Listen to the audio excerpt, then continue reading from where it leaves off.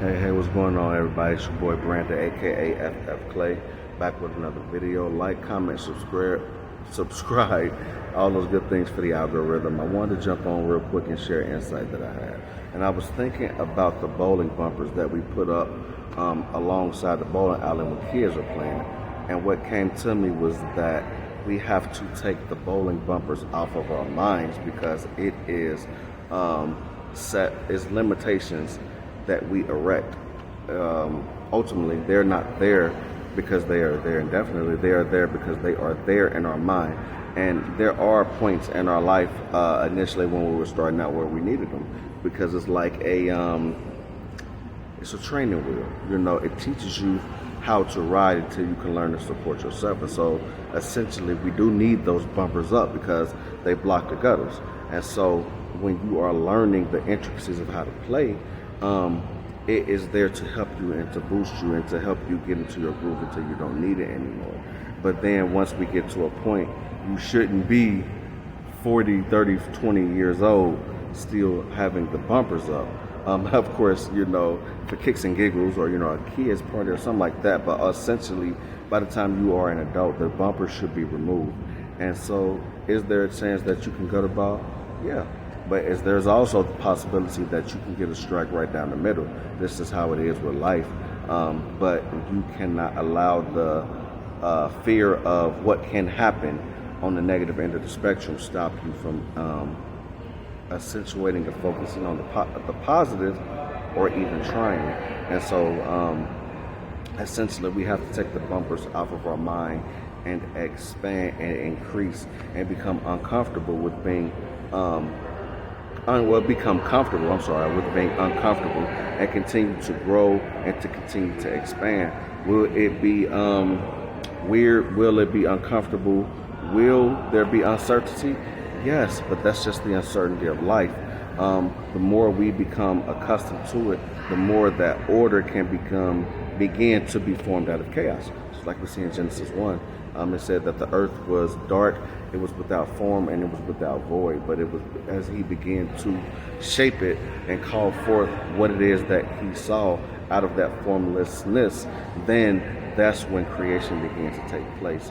And it's the same thing in our lives. We need the chaos, we need the uncertainty, we need the dark times so that we can learn how to develop faith and trust and learn how to maneuver and continue to go forward even in times of uncertainty. And I was also just thinking about the shift that has taken place in my mindset. And one thing that really helped, and this is really practical, it's not mystical or esoteric, is we have to become comfortable. We have to take what it is that we desire off the pedestal, and we have to allow it to become natural in our lives.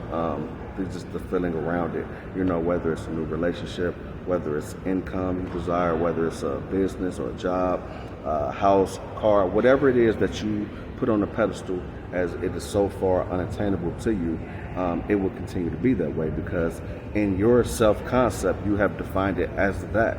And so essentially that's what it really is about, is redefining our self-concept, because that is like our set point. It's like a thermostat.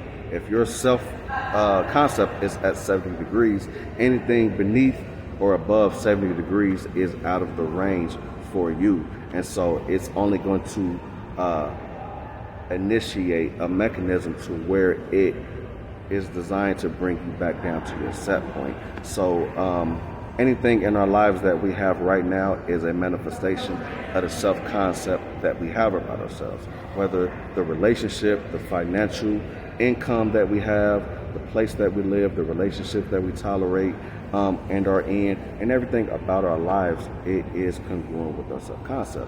But once our self-concept begins to change, then everything has to reformulate and remold itself around that new self-concept. And essentially that's what manifestation or materialization or a law of assumption is about. It's about going beneath the surface, recreating at the core who we really are, and then redesigning our life around that. So it's not about chasing things per se. They may be the thing that is the catalyst that brings you to it, but ultimately it's bigger than things. That's why Matthew 6:33 said to seek first the kingdom of God and his righteousness, then everything else will be added, because those things are really just trinkets. They're here for our enjoyment, but they are not the means to the end. They're not the end.